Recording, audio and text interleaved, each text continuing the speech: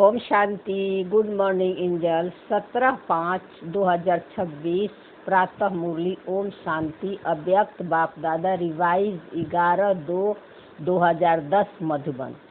तो आज बाबा हेडिंग में बोले शिव के जन्मदिन पर जब शिव का अवतरण होता है, तो शिव का अवतरण होता है कब? जिसको हम शिव जयंती के रूप में मनाते हैं, है ना। भक्ति मार्ग में शिव जयंती के रूप में मनाते हैं।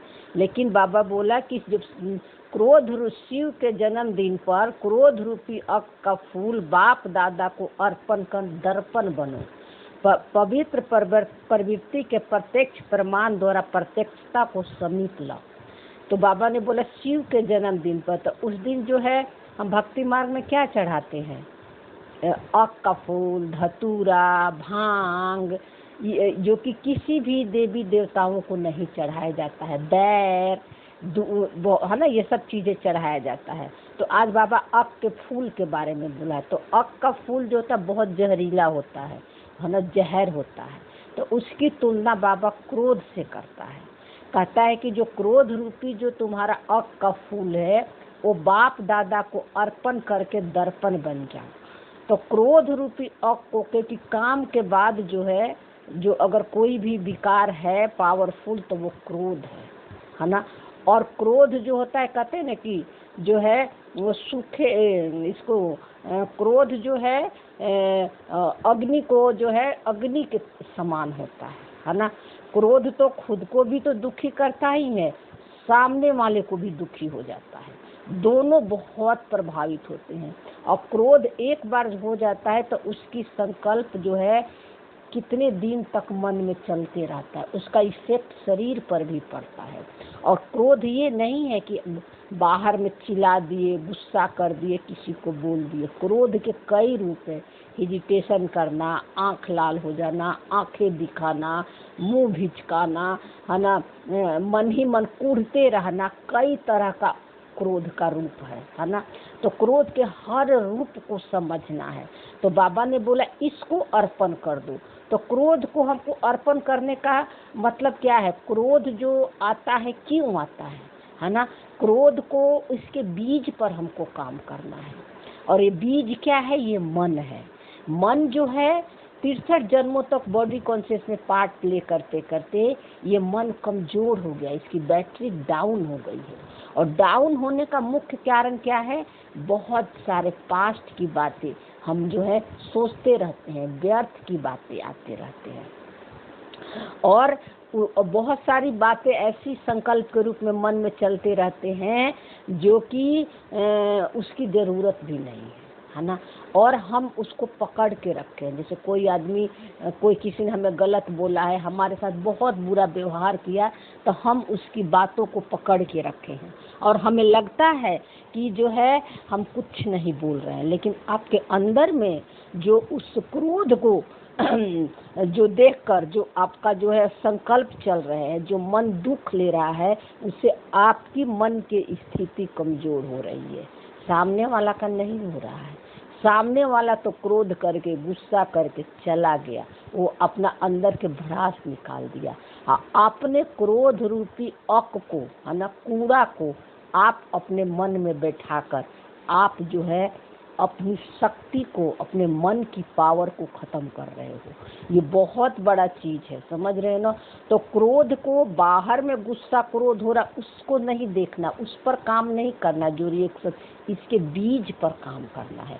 और क्रोध कब आता है? जब हमारे मन के मुताबिक कोई काम नहीं होता है, जब हमारे अनुसार कोई काम नहीं होता है, तब हमें क्रोध आती है ना। तब हमें क्रोध आ जाता है। और क्रोध जो है एकदम से नहीं आती है ना। ये बार बार हेजिटेशन करने से, अपने मन को खुश करने के लिए हमारे अनुसार कोई काम नहीं करता है, या हमारे ही कोई काम संस्कार हो जो बार बार हम उसके बारे में सोचते रहते हैं, तो वही जो हमारा संस्कार बन जाता है। फिर नेचुरल वो बाहर फ्लो होता है। सामने वाला जो क्रोध करता है वो उसको पता भी नहीं चलता है कि हम क्रोध कर रहे हैं, क्योंकि उसका नेचर बन गया है क्रोध करने का। तो अपने आप उसको हर बातों में क्रोध आएगा, इरिटेशन आएगा, है ना। और फिर जो है उसकी इस संस्कार को से हम भी प्रभावित हो जाते हैं, हम भी दुखी हो जाते हैं, है ना। तो बार बार हम क्रोध करने से वो क्रोध नेचुरल संस्कार बन जाता है। तो यहाँ बाबा बोला कि अर्पण करके दर्पण बन जा। तो क्रोध को आप कैसे अर्पण करोगे बाबा को, क्योंकि बाबा ने हमें नॉलेज दे दिया है, समझ दे दिया है। क्या समझ दे दिया है कि हर आत्मा के अंदर, उसके मन के अंदर, आत्मा मतलब जो उस मन के अंदर हर आत्मा अपना अपना संस्कार लेके आई है, सबका रिकॉर्डिंग फिक्स है। तो अगर कोई क्रोध करता है ना, कोई गुस्सा करता है, कोई चिल्लाता है, तो आप अपने अंदर चले जाओ, दर्पण बन जाओ, है ना। दर्पण का मतलब ये होता है कि आप कोई चिल्ला रहा तो पहले 1 सेकंड पॉज लेकर अपने अंदर चले जाओ, और आप देखोगे कि सामने वाला गुस्सा और क्रोध कर रहा है, तो हमारे मन में भी हलचल शुरू हो जाता है ना, हलचल शुरू हो जाता है। वो क्यों बोला, उसको नहीं ऐसे बोलना चाहिए, मेरी गलती तो है ही नहीं, क्यों और चाहिए 2 शब्द हम यूज करने लगते हैं। और क्यों और चाहिए उसको नहीं करना चाहिए, और क्यों, ये क्यों जो है ना, हमें संकल्पों का जो है लाइन लग जाता है मन के अंदर। और मन तो पहले ही से कमजोर है ना, व्यर्थ सोच सोच कर, तो वो ही फिर रिएक्शन में आ जाता है। तो जैसे आपको दिखा है ना कि मन दुख ले रहा है, कुछ बोलना चाह रहा, अपना सत्य लाइट शाइन करो, है ना। आपको आपका मूल आत्मा जो है आपको दिखाएगी, है ना। जब आप माइंड बॉडी से अलग हो तब आप देख पाओगे, है ना। सारे जो है विकारों का जो है संकल्प जो है मन के अंदर आता है, तो कैसे मन सफर करता है। जब इस मन से आप परे चले गए हो, तब इस मन से जो मूल आत्मा के सीख पर सेट हो, जो मेरा नेचर है। हाँ, आत्मा कुछ नहीं करती है, क्रोध नहीं करती, गुस्सा नहीं करती, कोई कर्म आत्मा नहीं करती है, वो मेरा नेचर है ना। तो उस जो अलग होंगे वो जो है अब अपना सत्य लाइट के, शांति मेरा धर्म है ना, क्रोध मेरा धर्म नहीं है ना। ये जो रोल का मन जो है क्रोध ले रहा है, ये ले रहा है, ये माया का संस्कार है, ये मेरे को सत्य से हटाना चाहता है। और सामने वाला जो क्रोध कर रहा है, गुस्सा कर रहा है, चिल्ला रहा है, तो वो भी जो है स्क्रिप्टेड, उसका भी रोल है।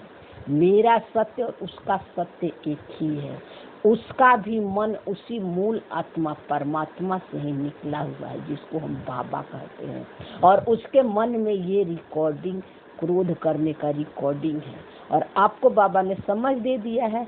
तो आप जो है अपना सत्य लाइट शाइन करो, उससे प्रभावित मत हो, है ना। तो ये वाइब्रेशन जब जाएगी, तो ये वाइब्रेशन फिर जो है बाहर में भी जाएगी, और आप जब रिएक्शन में नहीं आओगे, तो सामने वाला भी जो है ना, वो उसका भी सत्य जागृत होगा, वो अनुभव करेगा धीरे धीरे कि इन्होंने, हमने इतना गुस्सा किया, इतना चिल्लाया, और वो आए नहीं। लेकिन कब, जब मन के अंदर भी आप संकल्प, थॉट, फीलिंग नहीं चलाओगे, तब। ये नहीं कि मुंह से तो नहीं बोले, अंदर अंदर में दुख ले रहे हैं, गुस्सा कर रहे हैं, इरिटेशन कर रहे हैं, व्यर्थ की संकल्प चला रहे हैं, तो तब नहीं। इससे तो और पावर डिप्लीट होगा। इससे तो अच्छा रिएक्शन में आ जाओ, बोल दो, बोल के मन का हड़ास हल्का कर दो, और 1 सेकंड में बैक हो जाए कि मेरा ट्रू नेचर नहीं था, दोनों का एक्टिंग चला। पकड़ के मत रखो किसी को। तो बाबा ने बोला कि अर्पण, ये दर्पण, दर्पण का क्या काम है ना, मूल आत्मा दर्पण ही है, समझ रहे हैं ना। दर्पण हो आप, है ना। अब दर्पण बन जाओ, दर्पण में संसार के सारे चीजें दिखेगी, दर्पण में हच्चे शरीर भी दिखेगा, कोई भी चीज दर्पण में ले जाओगे तो वो दर्पण देखता है साक्षी होके, है ना। लेकिन दर्पण जो है अपने आप को नहीं देख सकता, है ना। तो आप दर्पण हो, आप सिर्फ अपने को अनुभव कर सकते हो, अपने को समझ से अपने को दर्पण बन जाओ, और मन के अंदर जो कुछ भी आ रहा है उससे अपने को अलग कर लो, है ना, अलग कर लो। और जो है ये मेरा ट्रू नेचर नहीं है, और जो है नहीं तो बाबा को दे दो, है ना। बाबा क्रोध करता है ना। बाबा को कोई कितना भी गुस्सा करे, कोई चिल्लाए, कोई गाली दे, भगवान को क्या क्या सारे खेल जो क्रोध जो कर रहा है, कहाँ कर रहा है, बाबा के अंदर अंदर से ही तो उसका भी क्रोध निकल रहा है, क्योंकि सारे मनों का एक्टिंग उसी के अंदर से ही चल रहा है, बाबा के अंदर से ही। सबके मन तो उसी के मूल आत्मा से ही निकली है ना। तो और सब मन अपना अपना संस्कार लेकर आया हुआ है। तो बाबा गुस्सा करता है नहीं, बाबा किस आत्मा को देखता है, तो कहता है ये मेरे बच्चे जो है एक्टिंग में इनको क्रोध करने का दिखा। वैसे तो उसको ये सब भी दिखता नहीं, सब समझ के लिए शब्द यूज कर रहे हैं। बाबा को एक सिर्फ वाइब्रेशन और एनर्जी दिखता है उस निराकारी कॉन्शियसनेस में हमारा, ठीक है ना। तो इस सिर्फ समझ के लिए सब शब्द यूज करते हैं। तो जब इस तरह जो अपने को अलग कर लोगे तो यही क्रोध जो है एकदम से नहीं होगा, धीरे धीरे होगा, है ना। 2 बार 4 बार इसको जो है, एक बार रिएक्शन में आ गए, 2 बार रिएक्शन में गए, 3 बार रिएक्शन में आ गए, और तुरंत अपने को बैक कर लिए, तो धीरे धीरे ये क्रोध का जो अंश और वंश सब समाप्त हो जाते हैं, है ना। तो इसीलिए 2 तरीका, या तो साक्षी होकर अलग हो लो, नहीं अलग हो पा रहे तो बाबा को अर्पण कर दो, समर्पण कर दो। तो अक का फूल चढ़ाने का मतलब यही होता है, भांग धतूरा, कि अपने मन की जितनी भी बुराइयां हैं, है ना, जितने भी कमी कमजोर, वो भगवान को अर्पण कर दो। लेकिन कहते तो सब हैं, लेकिन कौन कैसे अर्पण करेंगे ये किसी को नहीं पता। अर्पण थोड़े हम कर सकते हैं संकल्प थॉट फीलिंग को, जो वही कर पाएंगे जो अपने को माइंड बॉडी से अलग कर लिए हैं। निराकारी स्वरूप की स्मृति जो मेरा मूल नेचर है उसको जो है अनुभव कर पाए हैं, वो जिनको पक्का निश्चय है वो इसको कर पाएंगे। इसीलिए बाबा हम बच्चों को बोलता है कि सामने वाला करे ना करे, तुम जो है जो भी तुम्हारे मन में विकार है, जो तुम्हारे मन की अवस्था को कमजोर कर रही है, तुम्हारी स्थिति को नीचे गिरा रही हो, बाबा को अर्पण कर दो। दर्पण बन जाओ, साक्षी होकर देखो। दर्पण बनना यानी साक्षी हो जाओ, और मन के सारे विकार आना गलत नहीं है, क्रोध का, काम विकार का, इससे जो भी संकल्प आ रहा आना गलत नहीं है। क्यों? क्योंकि हमने पहचान बनाई है और ड्रामा ने ये सब दे रखा है, स्क्रिप्ट में रच रखा है, तो आएंगे ही। उसको मैं समझ लेना। क्रोध आएगा, क्रोध रिएक्शन, लेकिन मैं क्रोधी हूँ, आत्मा क्रोधी होती है। आपने मैं लगा दिया तो ये इसको बहुत पावर मिल जाता है। उसमें याद दिला क्रोध मेरा संस्कार नहीं है, है ना। तो बाबा बोला पवित्र प्रवृत्ति के प्रत्यक्ष प्रमाण द्वारा प्रत्यक्षता को समेट ला। पवित्र मूल आत्मा पवित्र ही है, मूल आत्मा जो है पवित्र है। आत्मा कुछ नहीं करती है, उसको कुछ भी जो है संसार को कि कोई भी नियम कानून मान्यताएं संकल्प थॉट फीलिंग किसी का उसको टच नहीं कर सकता। इसलिए तो कहते हैं कि आत्मा को आग जला नहीं सकती, पानी भिंगा नहीं सकती, हवा उड़ा नहीं सकता, तलवार काट नहीं सकता। वो मेरा भी मूल नेचर है।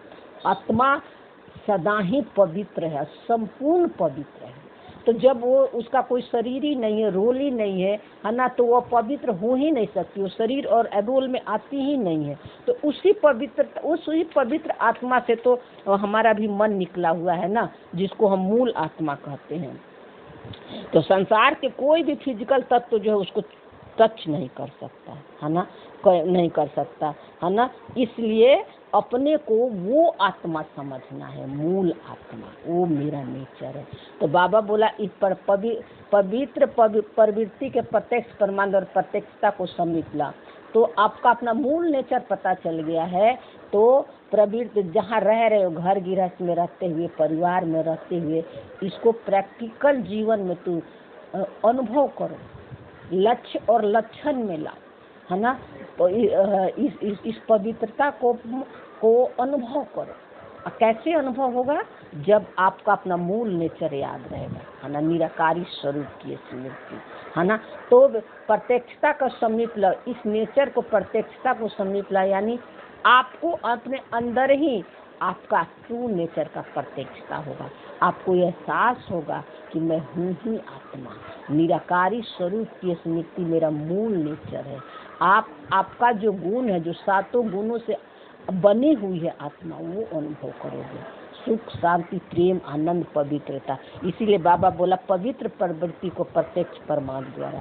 तो इसको पवित्र घर गृहस्थ में रहते हुए, है ना, इसको प्रत्यक्ष करो, अपने मन के अंदर प्रत्यक्ष करो, यानी अपने ट्रू नेचर को जानो, निराकारी स्वरूप की स्मृति को जानो, है ना। तो ये बाहर में भी दिखेगा। पर लक्षण में ला, है ना, पर लक्ष्य निर्धारित करो कि मैं हूँ ही आत्मा परमात्मा समान, संपन्न और संपूर्ण आत्मा, है ना। फिर आपको लक्षण में भी दिखेगी। तो मन, वचन, कर्म, काम विकार ही नहीं है, एक है। इसके साथ साथ जो है मन, वचन और कर्म तीनों को प्रत्यक्ष बनाना है। और तीनों को प्रत्यक्ष बनाने के लिए तीनों से परे चले, माइंड बॉडी से परे चले जाओ, ड्रामा से परे चले जाओ, है ना। जो आपका मूल नेचर है पूरी समर्पण कर दो बाबा, है ना। तो इसीलिए बोला कि ये सब प्रैक्टिकल ज्ञान है, इसलिए इतना लंबा एक्सप्लेन करना पड़ा। और एक चीज़ और यहीं पर पूछ लेते हैं कि अगर अव्यक्त मुरलिया थोड़ा लेट जाए तो आप लोग को कोई दिक्कत तो नहीं है ना? क्योंकि सुबह में थोड़ी सी, जब संडे के दिन थोड़ा जो होता है ना, बॉडी के लिए थोड़ा एक्सरसाइज कराती है, तो वो एक ही बार जो है इसी टाइम पर करते हैं, ठीक है ना। तो इसलिए पूछ रहे हैं, अगर लेट जाएगी तो और लंबा चौड़ा एक्सप्लेन होकर जाएगी अव्यक्त मुरली। तो आप लोग कमेंट में लिखना, या शॉर्ट में ही चाहिए तो फिर तो जितना बाबा करा रहा हो ही जाएगा। तो बाबा बोला आज सभी बच्चे सम्मुख बैठे और देश विदेश में बैठे हुए चारों बच्चे के बहुत खुशी से बाप का और अपना जन्मदिन मनाने का अनेक बधाइयाँ और मुबारक दे रहे हैं। तो उस समय की मुरली है, जब शिव जयंती वहाँ मनाया जाए होगा, तो उस समय बहुत बच्चे पहुँचे होंगे। तो बाबा कह रहा है कि वो बच्चे सम्मुख हैं, है ना, जो देश विदेश से आए हुए, तो सबको बाबा बधाइयाँ दे रहा है। लेकिन समूह का मतलब क्या है? कौन बाबा को वहाँ जाने के बाद भी अनुभव किया होगा? जो निराकारी स्वरूप की स्मृति का टच कर गया है, जिनको पक्का निश्चय हो गया कि मैं हूँ ही परमात्मा समान। निराकारी स्वरूप की स्मृति में बाबा को याद करना ही, है ना, वही बच्चे बाबा के सम्मुख हैं। नहीं तो वहाँ जाकर भी हम बाबा से दूर ही हैं। कुछ अनुभव होता था? पता नहीं कैसे लोग बताते थे, कुछ भी नहीं अनुभव होता था। जबरदस्ती जो है ये अपना अनुभव बता रही है ना। हाँ, अच्छा लगता था, वहाँ की वाइब्रेशन इतनी पावरफुल थी, तो वो वाइब्रेशन कैच करता था, तो मन को अच्छा लगता था। लेकिन बाबा का अनुभव नहीं होता था, है ना। इसलिए बाबा बोले कि अनेकानेक बधाइयाँ मुबारक दे रहे, आप सम्मुख बैठे हो और दूर दूर से साइंस के साधनों द्वारा सभी बच्चे खुशी खुशी खुशी से दिल के मुबारक दे रहे हैं। तो बाबा कह रहे हैं कि आप तो पहुंच गए हो मधुबन में, तो सम्मुख बैठे हो, है ना, सम्मुख बैठे हो। लेकिन जो बहुत बच्चे हैं जो दूर दूर, जो साइंस के साधनों द्वारा, टीवी द्वारा, मोबाइल द्वारा, उन सभी बच्चों को बाबा मुबारक दे रहा है। तो बाबा जो है सभी बच्चों को क्यों मुबारक दे रहे हैं? क्योंकि संसार के जो सारे बच्चे, है ना, सबका मन जो है उसी के अंदर से निकला हुआ है। और बाबा के लिए सारा विश्व ही जो है अपना बच्चा है ना। इसीलिए बाबा जो है, जो सम्मुख, यानी जो अपने को निराकारी स्वरूप के स्मृति में बाप समान समझते हैं, उन बच्चों को भी मुबारक। और जो नहीं समझते हैं, अभी बाबा को सिर्फ मुख से याद करते हैं, उन बच्चों को भी मुबारक। चाहे दूर हो, दूर वालों को बाबा इसलिए कहता है कि वो बॉडी कॉन्शियस में है, तो उनको भी मुबारक दे रहा, क्योंकि वो तो आत्मा को ही देखता है। तो आप सभी जो भी यहाँ आए हो, बाप का जन्मदिन मनाने आए हो, अपना भी मनाने आए हो। क्योंकि बाप और बच्चों का दोनों का जन्मदिन एक ही साथ होता है। स्थूल में नहीं होता है, लेकिन देखो स्पिरिचुअलिटी में, सूक्ष्म ज्ञान में बाप और बच्चों का जो है जन्म एक साथ मनाया जाता है। आध्यात्मिकता में कैसे? क्योंकि जब बाबा का अवतरण होता है, जब हम बाबा को जान जाते हैं, अपने कॉन्शियसनेस, निराकारी कॉन्शियसनेस को जान जाते हैं, है ना, तो जो है हमारा भी जागृत हो जाता है, हमारी भी मास्टर ब्रह्मा जाग जाता है। तो दोनों का जन्म एक साथ होता है। और कैसे जागता है ब्रह्मा? ये ज्ञान से जाग जाता है। इस मन को ब्रह्मा कहते हैं। मन को पता चल जाता है कि मेरा ट्रू नेचर और परमात्मा का दोनों हम एक समान है। क्योंकि ये जयंती विचित्र जयंती है। क्यों विचित्र जयंती है? बाप और बच्चों के साथ साथ है। सारे कल्प में ऐसी जयंती होती नहीं है, क्योंकि ना बाप दिखाई नहीं देता है ना, और जो है और किसी कल्प में जो है ये जयंती होती नहीं है। सिर्फ जो है बाबा का जब अवतरण होता है उसके ज्ञान का, तो ये जो है अभी यहीं पर संगम युग पर ही होता है ना। 100 साल पहले, इसके पहले शिव जयंती नहीं मनाई जाती है ना। तो इसीलिए बाबा बोला कि इसलिए सारे कल्प में चक्र लगा के आओ विचित्र जयंती है। सारे कल्प में हमने भगवान को ढूंढते रहा है ना, लेकिन जो है उसका जो है आने का समय नहीं है ना। वो अपने समय पर ही आता है ना, जब उसका टाइम होता है। जब ये मन एकदम सारे चक्र लगाकर थक जाता है, तमो प्रधानता इसमें आ जाती है, जो कि भगवान को चिल्लाता है, पुकारता है, ढूंढता है, तब बाप भगवान को संगम युग पर आने का जो है उसका समय है। इसीलिए बाबा कहते हैं कि विचित्र जयंती है। किसी युग में बाबा को अनुभव नहीं कर पाओगे, भगवान को अनुभव नहीं कर सकते। यही संगम युग समय जो हम परमात्मा को अनुभव करते हैं। तो बाप दादा सभी बच्चों से पूछ रहे हैं कि आप सभी बाप की बधाइयाँ देने आए हो और बाप से बधाइयाँ लेने आए हो। तो बाप दादा अकेला कुछ नहीं कर सकता। बाबा क्यों बोलता है कि अकेला कुछ नहीं कर सकते? बाबा जो है उसका तो अपना शरीर है ही नहीं, है ना। और जो है सृष्टि पर खेल खेलने के लिए, पार्ट प्ले करने के लिए शरीर चाहिए, है ना, और रोल चाहिए। और बाबा का मन तो बिल्कुल खाली है और ज्ञान का रिकॉर्डिंग है, लेकिन वो ज्ञान से भी अछूता है ना। ड्रामा के स्क्रिप्ट सारे उसके अंदर वो डिटैच है और शरीर उसका है ही नहीं। इसलिए बाबा कहता है कि मैं अकेला कुछ नहीं कर सकता। तुम बच्चों के, इसीलिए बाप और बच्चों की जयंती मनाया जाता है कि तुम्हारे द्वारा, है ना, निमित्त तुम्हें बनाकर इस सृष्टि का परिवर्तन करता हूँ। और सृष्टि का परिवर्तन यानी तुम्हारे संस्कारों का परिवर्तन करता हूँ। तमो प्रधान से सत्तो प्रधान जो है दुनिया में ले जाने के लिए तुम्हें ज्ञान देता हूँ, तुम्हें समझ देता हूँ, है ना। और जो है, और तुम जब अपने ट्रू नेचर को जान जाते हो, बाप को जान जाते हो, फिर इसी दृष्टि से बाहर दुनिया वालों को भी देखते हो, जो बाहर में है सबको आत्मिक दृष्टि से देखते हो, तो इसी से सृष्टि की परिवर्तन शुरू हो जाती है ना। यानी आपका संस्कार बदलने लगता है, क्योंकि जन्म लेते यज्ञ रचा, क्योंकि जैसे ज्ञान से जन्म हुआ तो बाबा ने यज्ञ रचा। तो यज्ञ स्थूल यज्ञ नहीं रचा बाबा ने। एक बार बाबा बोला था कि यज्ञ बेहद की है, माइंड बॉडी से अपने को अलग देखना, है ना, ये है यज्ञ रचा, विनाशी रुद्र ज्ञान यज्ञ, है ना। और इसमें सब कुछ क्या करना है? स्वाहा करना है। माइंड बॉडी जो भी संकल्प थॉट फीलिंग ड्रामा ने रच रखा, सब कुछ स्वाहा कर देना है।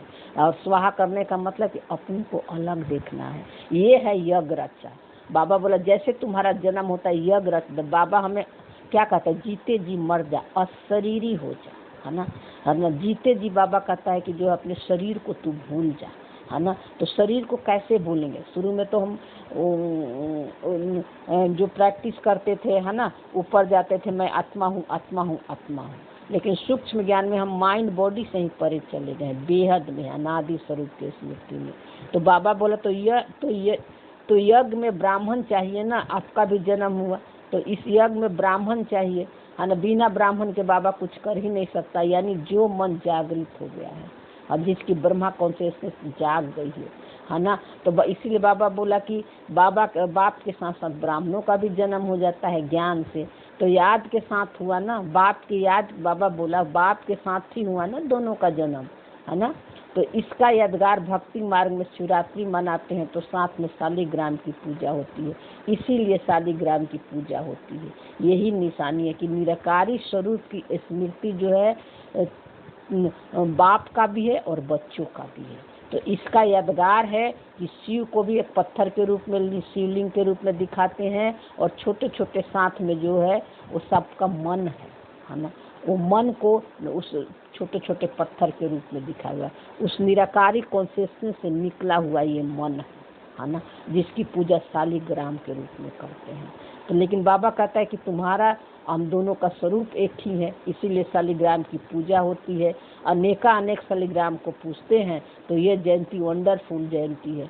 तो आप जाओगे वहाँ जम्मू में एक मंदिर है, पता न छोटे छोटे कितने सारे पत्थर रखे हुए शिव के पास, बहुत छोटे छोटे पत्थर है। वो हम सबका मन है ना। और सबका मन जो है उसी शिव से, निराकारी कॉन्शियसनेस से निकला हुआ ये मन है। क्योंकि मूल आत्मा यानी जिसको शिव कहते हैं, निराकारी कॉन्शियसनेस तो ड्रामा के अंदर आती नहीं है, उसका तो पार्ट ही नहीं है।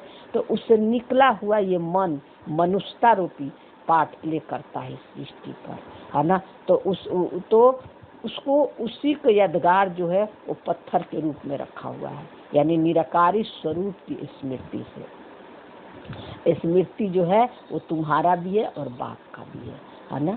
लेकिन शुरू में इसीलिए सत्युग और त्रेता में जो है यही मन जो है परमात्मा समान रोल प्ले करता है। इसलिए बाबा कहता है कि सारे चक्र में मैं नहीं मिलता हूँ, इस समय मिलता हूँ। फिर द्वापर से पहचान बना लेता है ना। तो इसलिए इस जयंती को हीरे तुल्य जयंती का, इसीलिए शिव जयंती को हीरे तुल्य जयंती कहा जाता है, क्योंकि संगम युग में जो है आत्मा अपने ट्रुथ को जान लिया, मन को पता चल गया कि मैं कौन हूँ और कौन नहीं हूँ, मैं बाप समान हूँ, है ना। तो हीरा क्या होता है, हीरा को किसी चीज़ में मिक्स नहीं कर सकते, उसको तोड़ नहीं सकते, है ना। गोल्ड को फिर भी हर चीज़ों में यूज कर लेते हैं, लेकिन हीरा को कहते तोड़ मरोड़ नहीं सकते, उसकी चमक को कम नहीं कर सकते, है ना। और कहाँ मिलता है, कोयला के खान में मिलता है। तो बाबा हमें कहाँ से निकाला, माइंड बॉडी क्या है, पहचान बना ली है संस्कारों से, माया से। माइंड बॉडी गलती है, माया जो है कोयला का खान से जब हम पहचान बना लेता है ये मन, तो इस मन को उस रावण रूपी कोयला का खान से बाबा अलग कर देता है, आत्मा रूपी सीता को, है ना। ये है ही। और अब जो है पता चल जाता है इस मन को कि मेरा भी सत्य बाबा का सत्य एक है। तो अब जो है उस माया के संकल्प थॉट फीलिंग जो आ रहे हैं, अब उसे पहचान अलग होकर देखता है, उसे बस पहचान नहीं बनाता है, सिर्फ इसी सत्य में रहता है कि मेरा सत्य और बाबा का सत्य एक। तो ये है हीरे तुल्य, मिक्स नहीं होता है, अच्छे संस्कारों से भी और बुरे संस्कारों से भी, दुख से भी दुख नहीं, सुख से भी सुख नहीं, क्योंकि पता है कि मेरा तो ट्रू नेचर इन दोनों से परे है। तो ये है हीरे तुल्य जन्म, डायमंड को हीरे तुल्य जन्म कहते हैं। माया को भी जान जाते हैं, अपने ट्रू नेचर को भी जान जाते हैं। तो बाप दादा सभी साथी बच्चों को पदम पदम गुना बाहों के हार के बीच पदम पदम गुना मुबारक दे रहे हैं, यानी बाबा अपने साथ बच्चों को बाहों के हार यानी कंबाइंड स्वरूप का अनुभव कर रहे हैं। लेकिन कौन बच्चे के साथ बाबा कंबाइंड स्वरूप का अनुभव करते हैं, जो बच्चे को पता है कि मेरा स्वरूप और बाबा का स्वरूप एक है, जो निराकारी स्वरूप के स्मृति में रहते हैं, वो बाबा के साथ का अनुभव करते हैं, है ना। तो उन बच्चों को बाबा पदम पदम गुना मुबारक दे रहे हैं।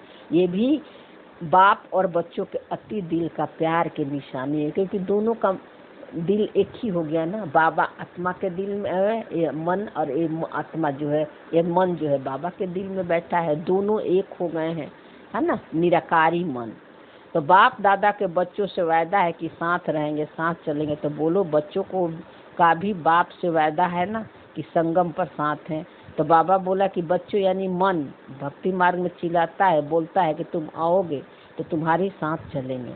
तो बाबा बोला कि ये वायदा किए हो, तो अब संगम पर तुम मेरे साथ चलोगे ना, तो साथ कहाँ जाएंगे, है ना। साथ का मतलब ये होता है कि संगम पर साथ का मतलब कि हमारा ट्रू नेचर बाबा का ट्रू नेचर एक ही है, हम दोनों कंबाइंड, हम कभी अलग हुए ही नहीं, है ना। बाबा कभी हमसे अलग नहीं, हमारा निराकारी हायर कॉन्शियसनेस कभी हमसे अलग हुई नहीं, है ना। लेकिन जो है चूंकि हम माया से पहचान बना लेने के कारण हम उसको अज्ञानता आ जाती है, इस मन में होता कुछ नहीं है, बस अज्ञानता आ जाती है, वो भी ड्रामा में स्क्रिप्टेड है। इसीलिए बाबा बोला कि संगम युग पर साथ है, अभी तो तुम हमारे साथ अनुभव करते हो ना, तो साथ रहना भी और विश्व सेवा भी साथ साथ में है। तो साथ रह के तुम विश्व सेवा में साथ हो। तो विश्व सेवा का मतलब कि माइंड बॉडी से परे चलेंगे, ड्रामा से परे चले गए हैं, कि जो मेरा ट्रू नेचर है वो बाबा, जो बाबा का ट्रू नेचर है वो मेरा ट्रू नेचर है, हम दोनों अलग है ही नहीं।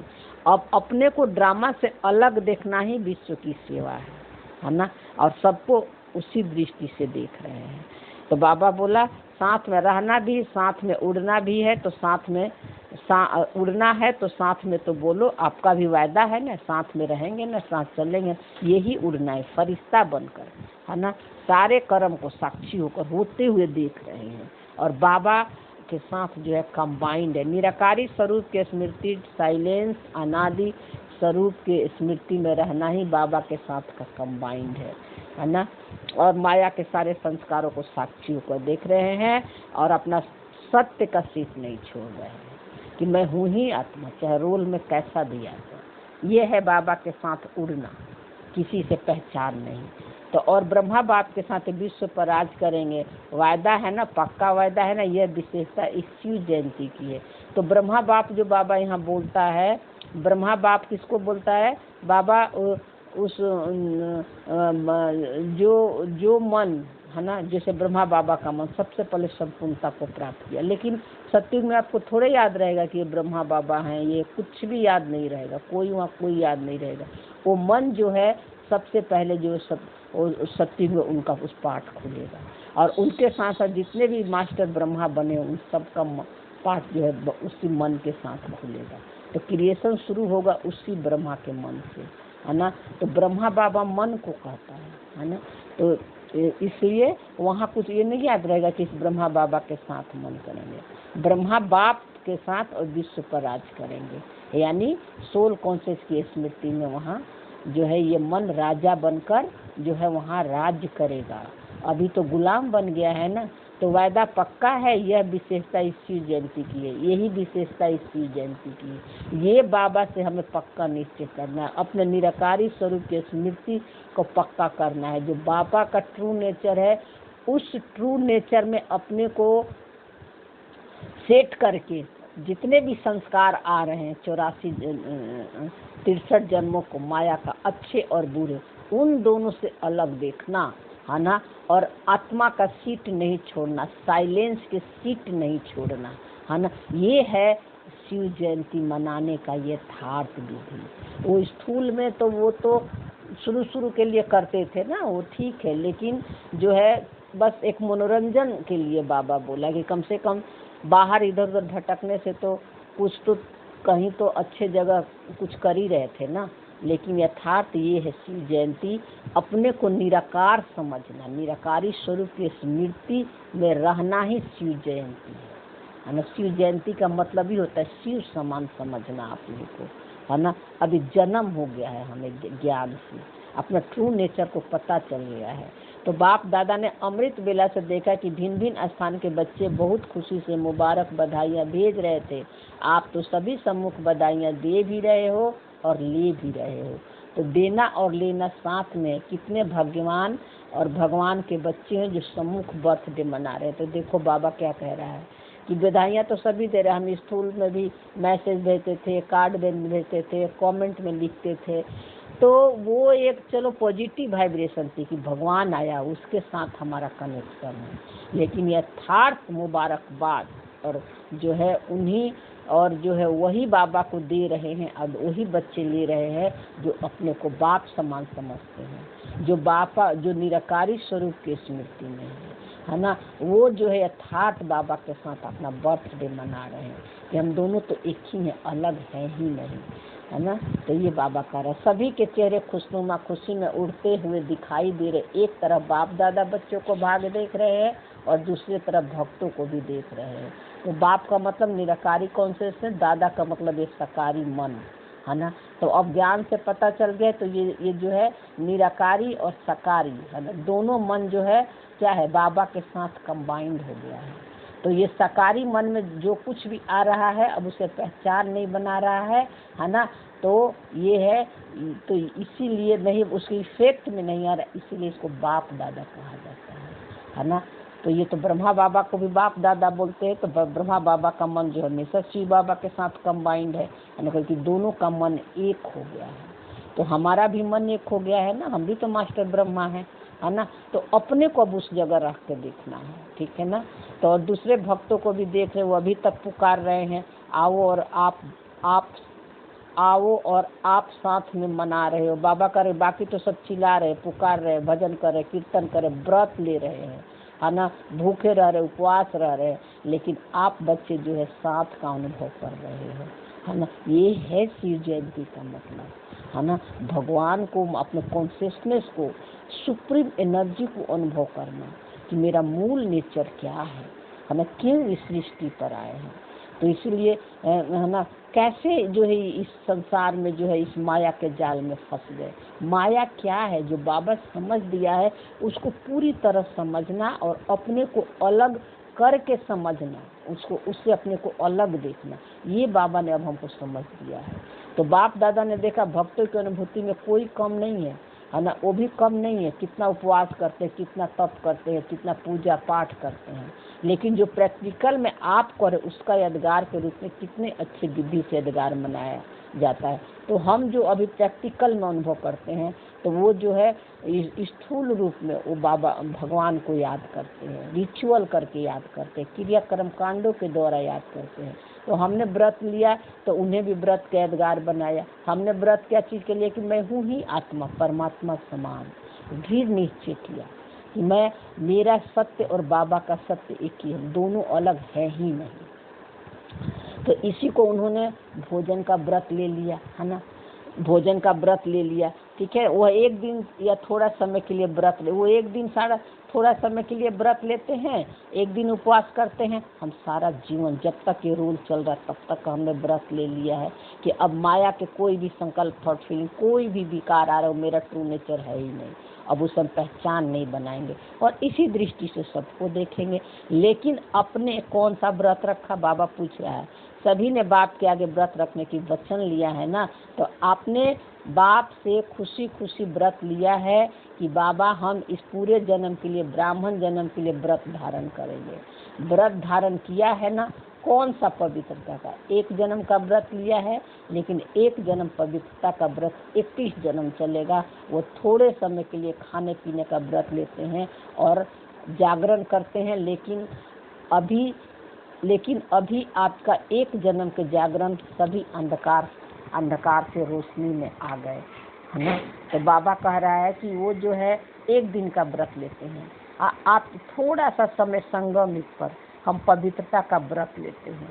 तो पवित्रता का व्रत जैसे खान पान का धारणा करते हैं और जो है बाकी स्थूल जो भी धारणाएं करते हैं, जब तक हमारा रोल चलता है तब तक हम करते हैं और संकल्प, थॉट, फीलिंग, माइंड, बॉडी से अपने को अलग देखते हैं। तो बाबा कहते हैं 21 जन्मों तक फिर तुम पवित्र जीवन जीते हो, यानी सोल कौन से सत्व प्रधान वाली जीवन जीते हैं, जहाँ दुख, चिंता, भय, डर, अशांति नहीं है, सिर्फ थोड़ा समय संगम में पर व्रत लेने से। तो देखो, व्रत लेने का मुख्य समझ जा, पवित्रता का मतलब समझ जा कि संकल्प, थॉट, फीलिंग जो आ रहे हैं, क्रोध का, लोभ का, मोह का, जितने भी विकार आ रहे हैं, वो विकार आना गलत नहीं है। हमने उस विकारों को हटाने मिटाने के चक्कर में लगे, चेंज करने के चक्कर में लग गए, है ना। इससे और हमारी मन की स्थिति गिर गई। वो तो रिकॉर्डिंग है ड्रामा का, उसको हम चेंज कर ही नहीं सकते। अब सूक्ष्म ज्ञान में हमें पता चल गया कि मेरा सत्य नहीं है, तो अब उसे हम पहचान नहीं बनाते हैं, उसके इफेक्ट उसमें मैं और मेरा नहीं लगाना, बस ये समझ लो। उदासी का संकल्प, मैं उदासी नहीं हूँ, मैं क्रोधी नहीं हूँ, मैं लोभी नहीं हूँ, मैं पापी नहीं हूँ, ये अपने को याद दिलाना, हाँ, दिलाना ही जो है पवित्रता का धारण करना होता है ना। और उसके इफेक्ट में ऐसी दृष्टि से सबको देखना, है ना। तो ये है मेन पवित्रता। बाकी विकार तो आएंगे ही, है ना, स्क्रिप्टेड रोल में है, दोनों खेल है ना। दोनों खेल खेलने के लिए ये विकार ही तो हमें ट्रू नेचर के नज़दीक ले जाता है। अगर विकार नहीं होते तो हम पुरुषार्थ ही नहीं करते। इसलिए विकारों को भी गलत नहीं समझना है जो आ रहे हैं व्यर्थ के, पास्ट के। पहले नहीं समझ था तो उससे परेशान हो जाते थे, दुखी हो जाते थे, चेंज करते थे, है ना। लेकिन अब पता चल गया कि मेरा सत्य नहीं है, बस उसको पावर नहीं दे रहे, उससे अपने को अलग करके देख रहे हैं, तो ये धीरे धीरे पावरलेस हो जाएगी। और चेतना जो है कॉन्शियस बीइंग है ना, ठीक है ना। वो ये संकल्प एक एनर्जी है, जब वो कॉन्शियस इस एनर्जी को पावर नहीं देगा वो बाहर मैनिफेस्ट ही नहीं होगा, है ना। हम पावर दे देते थे मैं और मेरा लगाकर, फिर घुस जाते थे उसमें बातों में, है ना। अब पता चल गया कि सब खेल है ना, सब रावण ड्रामा ने डाल रखा है ना। तो अब जो भी खेल आ रहे हैं जो हमारी स्थिति को नीचे गिरा रहे हैं, तो हमें पता है कि हमें आगे बढ़ा रहे हैं। तो ये है निराकारी शिव जयंती मनाना, यथार्थ जयंती बाप और बच्चों को। फिर बाबा बोला, फिर वरदान में बाबा बोला, सबको रिगार्ड देते हुए अपना रिकॉर्ड ठीक रखने वाले सर्व के स्नेही भव। तो देखो बाबा बोला सबको रिगार्ड देते हुए अपना रिकॉर्ड ठीक रखने वाले सर्व के स्नेही भव। तो सबको रिगार्ड, पद, पोजीशन, कुर्सी का हमें रिकॉर्ड नहीं देना है, है ना। वो तो स्थूल में जो देना है ड्रामा अनुसार देते ही हैं, बड़ों को छोटों को। अब तो बड़े छोटे सबको रिगार्ड हम करते हैं, क्योंकि हम हमारी दृष्टि आत्मिक हो गई है। आत्मा को रिगार्ड देना, किसी के रोल को नहीं देखना, आत्मा देखना, संपन्न और संपूर्ण देखना। अगर पोस्ट पोजीशन संबंधों को देखोगे कि मेरे अब मैं और मेरा लगाओगे तो आपकी मन की स्थिति गिर जाएगी। जिस पर भी नजर जाए आत्मा है, संपन्न और संपूर्ण है। चाहे किसी का रोल कैसा भी चल रहा है, कैसा भी कर्म हो, सबको आत्मा देखना। बच्चे, बूढ़े, जवान, मेड, हेल्पर, जो कुछ भी दिख रहे हैं आपको इस आंखों से, सबको आत्मा देखना। उनके कर्म को नहीं देखना, उनके रोल को नहीं देखना। तो ये है अपना रिकॉर्ड रखना। इससे हमारी आत्मिक स्मृति पक्की हो जाती है और सेवा भी हो जाती है। हम दूसरे के लिए कुछ नहीं करते हैं, दूसरे को अब आपको लगता होगा, लेकिन इससे हमारी स्थिति अच्छी बन जाती है ना। और जो ये वाइब्रेशन बाहर भी जाता है ना। अब बाहर में दो लोग लड़ रहे, झगड़ रहे, आप दोनों को आत्मा देखो। ये नहीं कि ज़्यादा है कम है, संपन्न सब दोनों एक्टिंग कर रहे हैं। तो जिसकी गलती है उसको भी पावर मिलेगी ना गलती करने का, जिसका जो है सही है उसको भी पावर मिलेगी कि नहीं करना है ना। दोनों की सत्य जा आपको नहीं पता चलेगा। आपकी जो क्रिएशन है वो कैच करेगी जो भी आपकी क्रिएशन होगी। तो आप ये स्मृति रखें तो आपकी सेवा हो गई, है ना। पहले ये स्मृति रखे, फिर तो ड्रामा जो करवाता है उस हिसाब से तो करना ही है कर्म में, है ना। लेकिन दृष्टि ये होनी चाहिए, तब आप सर्व के स्नेही बनेंगे।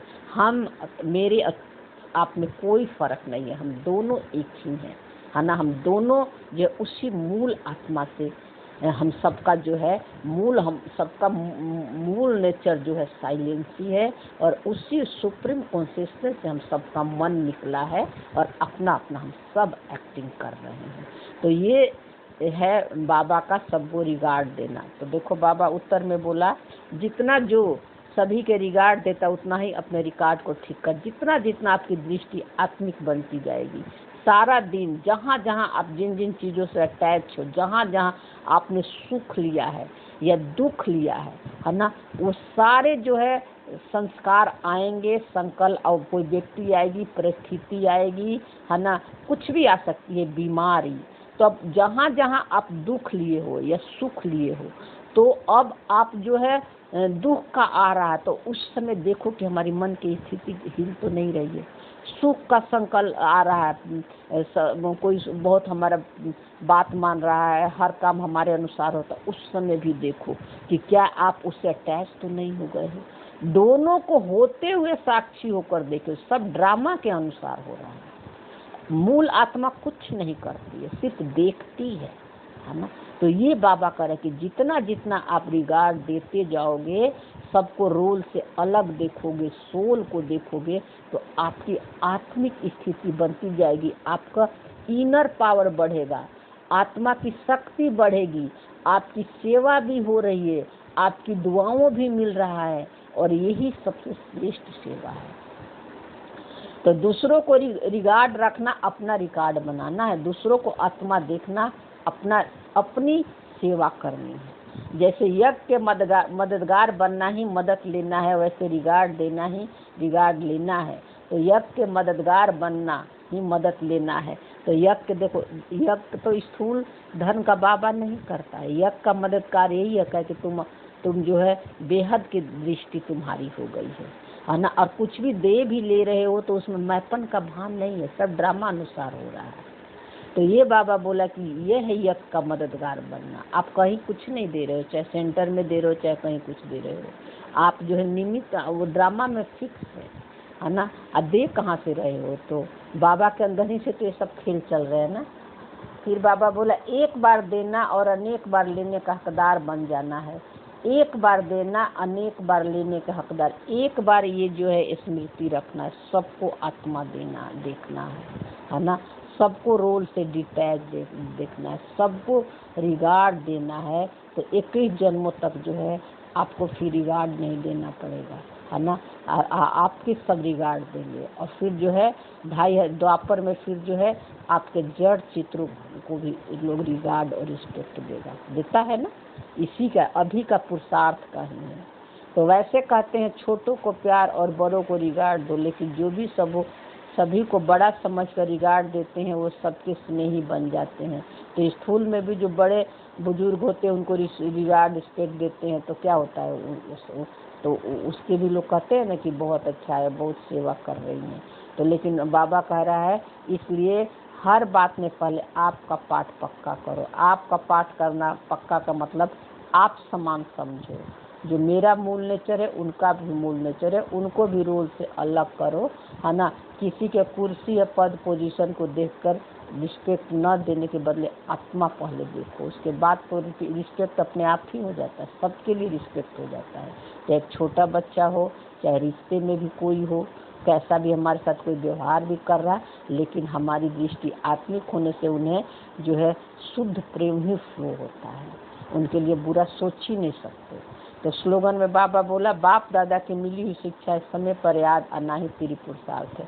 तेरी पुरुषार्थ यही है, माइंड बॉडी से परे चले गए, रोल से डिटैच हो और इसी दृष्टि से सबको देख रहे हैं। सब खेल चल रहे हैं, है ना। खेल हम सब एक्टिंग कर रहे हैं, है ना। हम मुख्य हीरो हैं, एक्टर है, कैरेक्टर नहीं हमारा रोल है। ये समझना ही तेरी पुरुषार्थ है। ज्वाला स्वरूपी मुख्य योग है, अपने को रोल से अलग देखना, साइलेंस के सीट पर सेट रहना। अब ये बाबा हमें शिक्षाएं दिया, और शिक्षा क्या दे, ड्रामा का नॉलेज दे दिया, अब उसको यूज करो। फिर बाबा बोला अव्यक्त इशारे में सदा अचल अडोल एक रस स्थिति का अनुभव करो। तो जो ऑलराउंडर सर्विस करने वाले उन्हें विशेष इस बात का ध्यान रखना कि कैसी भी परिस्थिति में अपनी स्थिति एक रस रहे, तब सफलता मिलेगी। ऑलराउंडर सेवा क्या है, आप जो है माइंड बॉडी से परे चले गए हो, है ना। और सबका खेल जो है मनों का कहाँ से चल रहा है, उस मूल आत्मा के अंदर से चल रहा है ना। तो अपने को माइंड बॉडी से अलग देखना ही, है ना, यही है ऑलराउंडर सर्विस करना, और सबको इसी दृष्टि से देखना। तो कैसी भी परिस्थिति आएगी, है ना, आपको अपनी स्थिति, आपकी स्थिति को नहीं हिला सकती, हमें आत्मा के सीट से नहीं अलग कर सकता, है ना। क्योंकि ऑलराउंडर का अनलिमिटेड माइंड सुप्रीम कॉन्शियसनेस के सीट पर सेट हो, आप आकाश बन गए हैं और कोई भी बादल आपको टच नहीं कर सकता, संसार के कोई नियम कानून मान्यताएं। इसीलिए बाबा बोला कि कैसी भी परिस्थितियाँ आपकी स्थिति एक रस रहे, तब सफलता मिलेगी। क्यों क्या अच्छा से खुशी ले लिए, दुख से दुखी हो गई, ये नहीं, ये कब जाएगा कि कोई भी मन में भी संकल्प थॉट फीलिंग आ रहे, क्रोध के, ईर्ष्या के, देश के, लोभ के, मोह के, उससे अपने को अलग दिखो, उसको रेजिस्ट मत करो, उससे नफरत मत करो, उससे हटाओ मिटाओ नहीं, है ना। तब आपकी एक रस की स्थिति बनेगी। उसको भी साक्षियों को, अच्छा को तो सभी साक्षियों को देख लेते हैं, निगेटिव संकल्प को भी साक्षी होकर देख के उसके प्रभाव में नहीं आना। तो बाबा बोला श्रीमत में जब मनमत और देह मानपने की मत, क्षुद्रपने की मत मिक्स करते हो तो यह स्थिति एक रस नहीं होती है।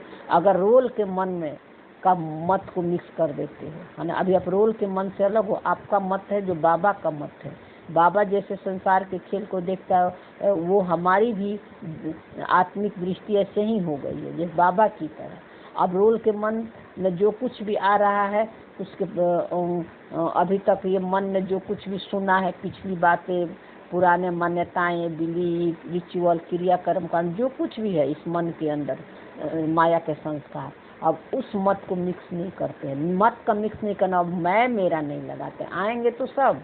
अब मन के मत में जो आ रहा है उसको अपना नहीं समझ रहे हैं, उससे अपने को अलग देख रहे हैं, है ना।